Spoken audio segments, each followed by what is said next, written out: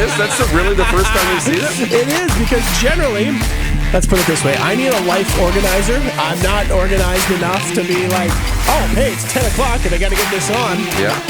And so usually I tune in about 5 minutes late. So, yeah, that's kind of the first time I've seen that. That's outstanding. I love that. That's awesome. Paul, he's a wizard, isn't he?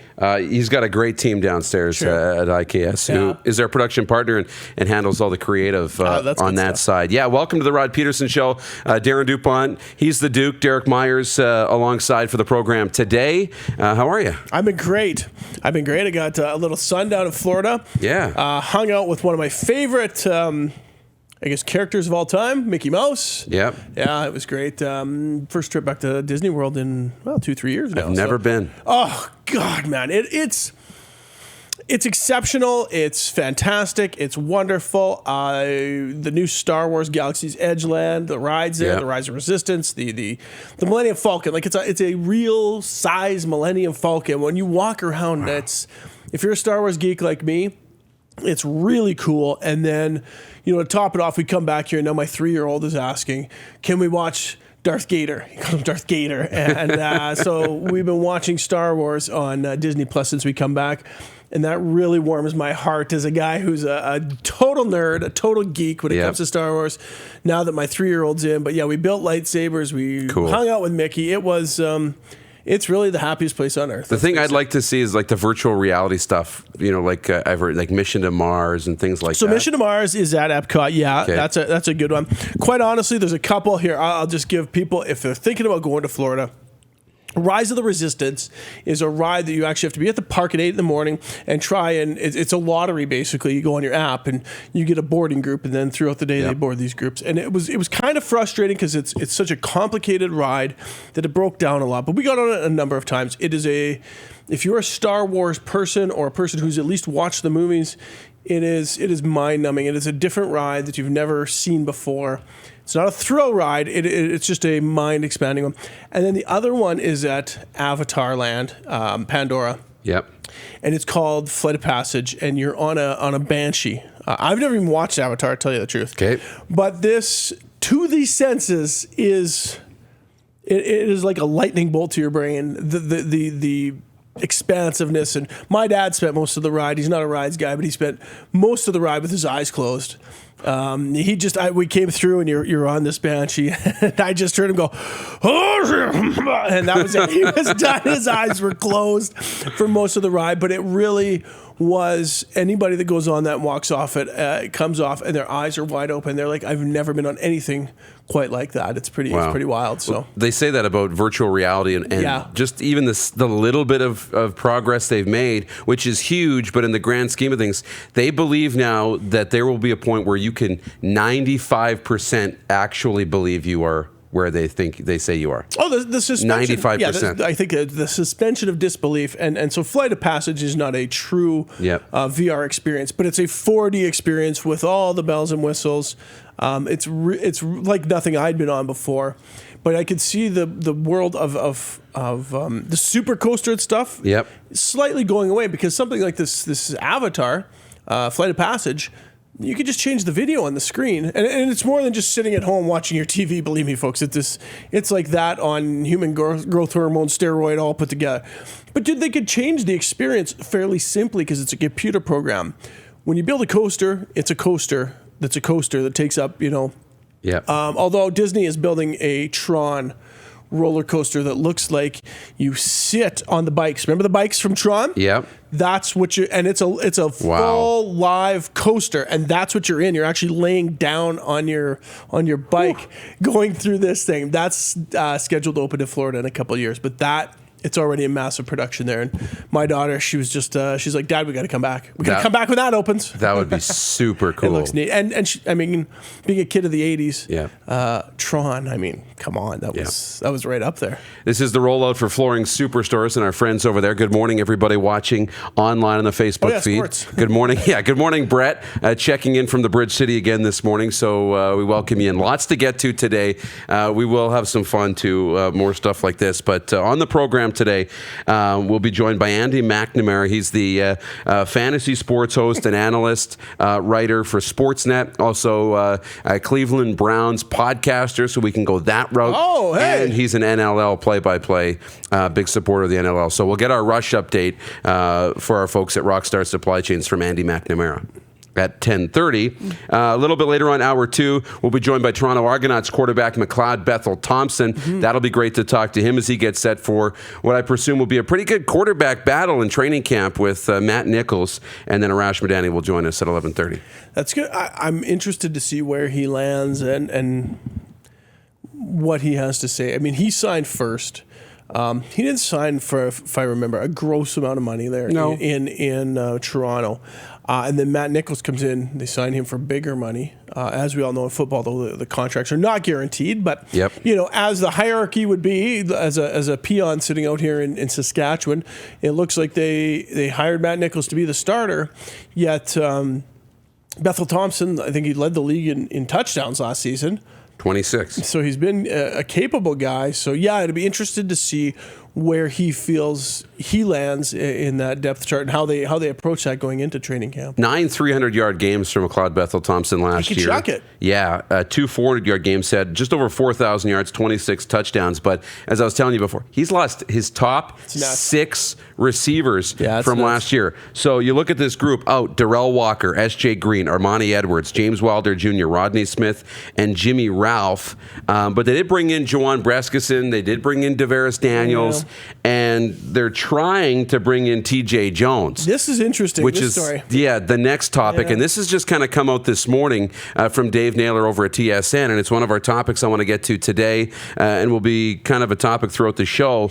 T.J. Jones is a receiver with the Notre Dame Fighting Irish. He came out of the College of Notre Dame. Yes, he did. He's a Canadian football player who had spent some time in the NFL. Let me get this right. Yes, the New York Giants and the Detroit Lions for the last 4 seasons. Played nearly 50 games. He's had multiple offers in the NFL this offseason, but he has agreed earlier this month to a deal to join the Toronto Argonauts valued at around $200,000. But due to some technical language in the collective bargaining agreement, he won't be allowed to come in and make more than just above the league minimum, which is $65,000. A rookie deal, essentially. Yeah. Because he has technically not spent any time in the CFL. So the article basically goes on to say Canadians who go down and play in the NFL and come back to the CFL are considered rookies and then are capped to the 3-year rookie deal, which is, it's the league minimum of $65,000 or a little bit more. Right. I think some of the details at most, he could get as high as $80,000 a year, which is totally below market value for a 27-year-old Canadian receiver with NFL experience. Well, and you think back, Ricky Williams, Chad Ochocinco, even Andre Bad Moon Rison, when he came up here, these guys were guys that played in the NFL, that were established in the NFL for whatever reason, one or the other, come up to the CFL. Now, this was pre this collective bargaining agreement, but are they coming up for $60K? Johnny Manziel coming up for $60K? Right. Is that the case? And again, I'm not a lawyer, and I generally will defer to all things like this to Dave Naylor. I mean, the guy knows how to cross his T's and dot his I's, and he's one of the great reporters we have in the CFL. But it does seem very prohibitive to getting sometimes some of the better players up here. And I understand paying your dues, all these things, but at some point, I mean, if Doug Flutie, and this is the whole other side of this. Where does the XFL land in this now? We just saw Derek Dennis sign down there. Yep. Now, he has played in the CFL. He would not have to come back into that. But assuming a guy comes out of college, goes and plays a year or two in the XFL, establishes himself as a pretty good guy, but he's maybe not a fit for the NFL, whatever the reason, does he have to come in on a $60,000 deal and sign a 3-year? Is that, again, going to be prohibitive for a guy like that? It's something that needs to be explored, discussed, no question, because you do want the best players available. You don't want to be prohibitive, and a lot of times these guys have short windows, and I don't blame them for not wanting to play for $60K. For me, they've established themselves. When it comes to the collective bargaining agreement, and it comes to the CFL, and I like Tyler Dacu's comment up there. He says, Tyler Dacu, our social media advisor, writes in, he says, funny. CFL, let's get more talent up here. CFL, CBA. Hold my beer. Yeah. You know, the memes that go around. So for those listening on the listen live at rodpeterson.com, that's pretty great. Comment of the day so far from Ty Dacu. But the only reason I could see that this language would be in the collective bargaining agreement is to promote Canadians to come to the CFL first. So most Canadians, for the most part, they're not looked at as premier NFL talent. So a guy's not going to go down there and be listed as a first round draft pick or top 2 round draft pick. Now there are guys, Chuba Hubbard, Chase Claypool, that are guys that are down there. Claypool apparently, just as an off note, looking at adding some weight, maybe to move to tight end to be a higher value. He's such a beast. So that's great. So you want the fringe players to not go there, Canadians, and just be on a practice roster. You want to promote them to come here, but you need to do everything possible to ensure that your top Canadian talent comes to the CFL and considers it a desirable place to play. When they can. I mean, I'm sorry, especially when they want to come back. Chase Claypool, what's his better option? Coming up here and signing a 3-year, $60,000 deal to play, or signing a practice roster deal and getting 150 or 200K American with the opportunity and one injury that you're on the squad and you have a chance to prove yourself. And he's not even limited to a practice roster. He has an opportunity to play. Yeah, but I'm just in general. I think it's a no-brainer business decision for anybody that you're going to do everything you can to exhaust that route in the NFL simply because the money is that much greater. Yeah, like really. Brett Jones.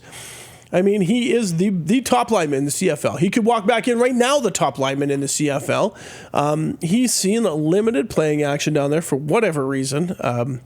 Given Minnesota, again, you get the whole thing. The guy should be on the starting line. But, I mean, he continues to be one step away, getting more salary. I mean, there's just no downside for him to be doing that, I guess. So TJ Jones trying to join the Argonauts at a $200,000 clip right now due to some technical language being blocked. So they're working that out. But something that needs to be addressed because you've got a top-end Canadian guy who wants to come in and be a star in the CFL. We need to find a way to let a Canadian superstar come home. Period. End of story. And again, if it's just a prohibitive language and money thing, like if the team is willing to pay it, and it fits under the cap, I'm not. Again, this is kind of fresh and it's just coming out this morning, but I'm not real clear on what the end game was in the wording to have these players re-enter basically as rookies and on a rookie deal. We're making provisions all the time for guys from outer Mongolia to get on the active roster every week, but yet we're being prohibitive to allowing Canadians in the Canadian Football League. To me, it's just another in a long list of head-scratching moves. Again, I know Randy Ambrosi, friend of the program, but I always have to look at this with a cast a glance at what are we doing here? What is happening here? And this is just another one that's making me shake my head a little bit. I know. Trying to figure it out. NFL set to announce changes to their deal as well. Think this is happening? To expand. Yeah, it's been approved now, and it's going to the NFLPA just to ratify the vote. So at the high level, they've agreed on it, and now they have to get all the players to ratify the vote and confirm it. 17 games? They're expanding the season by 1 game. Really? 2 more teams will make the playoffs, so 1 on each side. So only 1 team now will have a bye. Oh. So only 1 team gets a bye out of that opening. So to me, it's going to limit a little bit of that last week rest because you usually have a little bit more competition at the top of the conference. The Patriots were involved in that last year. There's a conversation there. It's going to add more excitement. You're going to lose a preseason game. And you're going to end up with a slightly unbalanced schedule in terms of home and road. So when it comes to the regular season, you're going to have 1 more home game than road game, but you'll have 1 more road game. You make up for it in the preseason, right? Yeah. And then the next year you'll flip. So it will be a little bit unbalanced playing a 17-game schedule in the regular season, right? You can't play 8-8 now at home. You'll play 8-9, and then the next year it'll flip. But instead of a 4-game preseason, you'll have 3. So 2 will be at home, 1 will be on the road. Sure, but the revenues are not. That's apples and oranges. Preseason and regular season, not the same. So basically, the owners have conceded that it's not a year-by-year revenue stream; it's a 2-year cycle. Yes, and if that's they're the owners, and if that's what they're okay with. Yeah, it's a lot to wrap your head around. It's more than just going, okay, there's another game. Like, there's a lot involved in this. Well, the one thing about it is the NFL, and we'll say good morning to Rob, who's watching this morning on the Facebook feed as well. Good morning, and to everybody else in there as well. The people who say, why change? I mean, you have to evolve. Money. And you have to change. Dollars. You have to. You have to keep evolving, because if you're not evolving, then you're going the other way, right? How much does this change the television contract for the NFL? How much does it change that? You got another week of more meaningful games with more eyeballs. NFL is the one product that continues on television to drive more live eyeballs in, and their ratings are going up. Super Bowl ratings are going up. The Super Bowl ratings in Canada were obscene. Yeah, in an era where we're cutting cords, we're not watching television anymore. Yeah. We want to watch TV when it's convenient to us, not when they want us to watch it. But look at the Super Bowl. We're all at Ballers. But we're all at Ballers. All rolling down there. We're all there watching appointment it. viewing. Football fans, non-football fans, men, women, children, adults, doesn't matter. The Bachelor doesn't get me like that. Right? But the Super Bowl does. Yeah, oh, absolutely. And the NFL ratings have gone up and up and up and up and up. So that's interesting.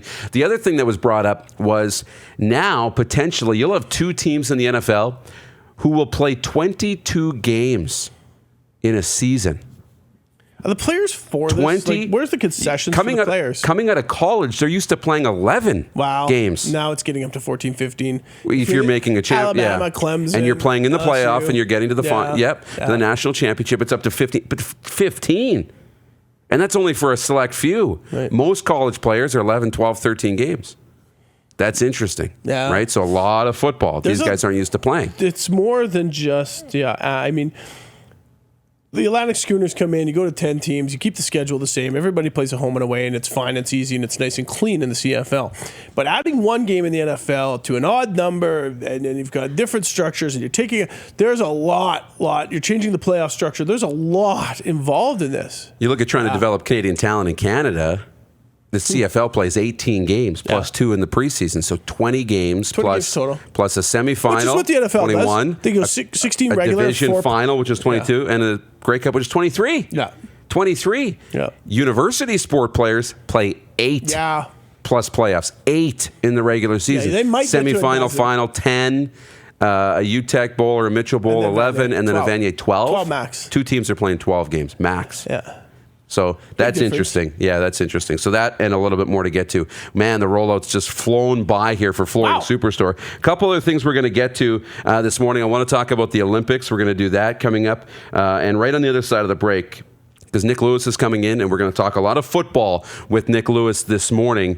XFL, NFL, there you go, Jason. Let's not forget the NFL and XFL are all on basic cable. Anybody flipping through channels can find games and become a fan. We have to pay to subscribe to TSN or watch the CFL, and that is a good point.